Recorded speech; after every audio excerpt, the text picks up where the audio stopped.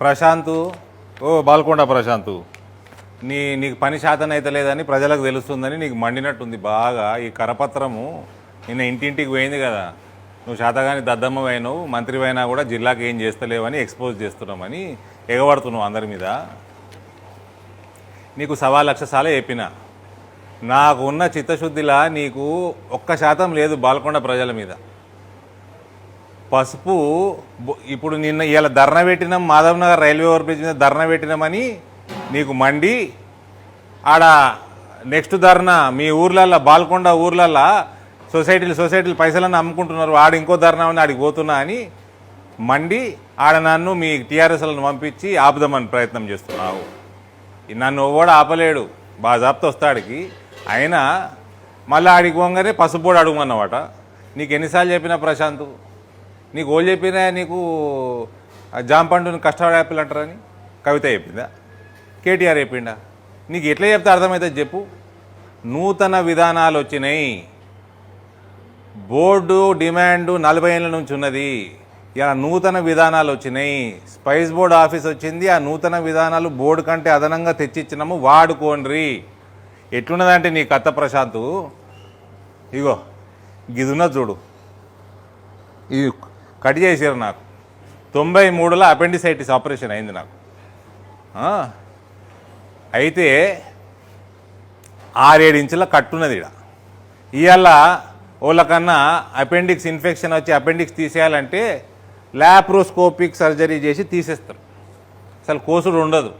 లే నాకు కొయ్యాల్సిందే, అరవింద్ అన్నకు 6 ఇంచులు కత్తిపోటు ఉన్నది, మాకు కూడా ఉండాలి అంటే డాక్టర్లు చేయరాదాలి, చేయరు కూడా. ఇవాళ టైస్ స్కీమ్ పెట్టినాం, క్లస్టర్ స్కీమ్ పెట్టినాము, ప్రాసెసింగ్ యూనిట్ పెట్టు. నీ నియోజకవర్గంలో వేల్పూర్లా ఎకరాలు ఉన్నాయి కదా, ఖాళీ జాగా గోడ కట్టుకొని కూర్చున్నావు కదాడా, అందులో ప్రాసెసింగ్ యూనిట్ పెట్టు.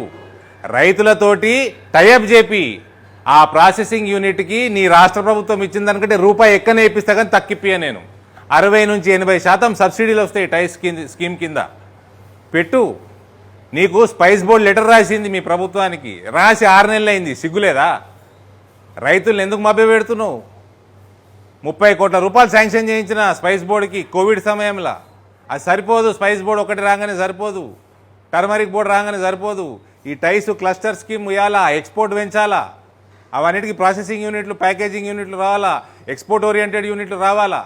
దానికన్నీ సబ్సిడీలు మేము ఇస్తాము అని 60 నుంచి 80% అని మీకు లెటర్లు రాసినా మీకు సోయిలేని ప్రభుత్వం మీది. మళ్ళా నిన్ను ఎక్స్పోజ్ చేస్తున్నాం, నీకు పని చేస్తలేవు జిల్లాకు అని చెప్తే మళ్ళీ ఎగేసుడు. టీఆర్ఎస్లో ఉన్న రైతన్న సోదరులందరూ మీతోటి మాకు కూడా పని ఉన్నది. దయచేసి నూతన విధానాలు, ఇలా ఎక్స్పోర్ట్ డిమాండ్ పెరుగుతున్నది రైతుల మన పసుపుకి, దాన్ని ఉపయోగించుకొని మనం రేట్లు పెంచుకోవాలి. ఇలా ఇంపోర్ట్ బ్యాన్ చేయించినాం, మనకు 3,000 రూపాయలు యావరేజ్ ఎక్కొచ్చింది పోయినసారి, కానీ మన టార్గెట్ ఏంది 15,000. అది అచీవ్ చేయాలా 2-3 ఏళ్ళల్లో, 4 ఏళ్ళల్లో. దానికి తగ్గట్టు మనం అడుగులేయాలా. గీసుంటి ప్రశాంత్ రెడ్డి రాజకీయాలలో మనం పడితేమంటే మనకి ఇంట్లో గాడిద గుడ్డు మిగులుతుంది. ప్రశాంత్ రెడ్డి ఇవన్నీ ఎగబడు బంద్ చేయి. నువ్వేం ఎగబడతావా? మీ ముఖ్యమంత్రి ఎగబడ్డా చేత కాదు నా పనికే. అయినా మళ్ళోసారి అడుగుతున్నా, నీకు జాంపండు కస్టర్డ్ యాపిల్ అని ఎవరు చెప్పిర్రా? జర చెప్పు. కవిత చెప్పిందా? భారత్ మాతాకి జై. హాయ్ ఫ్రెండ్స్, మా టుడే టుమారో యూట్యూబ్ ఛానల్ చూస్తున్నందుకు చాలా థ్యాంక్స్. మరిన్ని లేటెస్ట్ వీడియోస్ కోసం వెంటనే సబ్స్క్రైబ్ చేయండి. అలాగే ఈ బెల్ ని కూడా రింగ్ చేసేయండి. మా నోటిఫికేషన్స్ అన్ని మీ మొబైల్లో వస్తాయి. అలాగే మా వీడియోస్ మీకు నచ్చితే లైక్ చేయండి, షేర్ చేయండి, నచ్చకపోతే కామెంట్ చేయండి.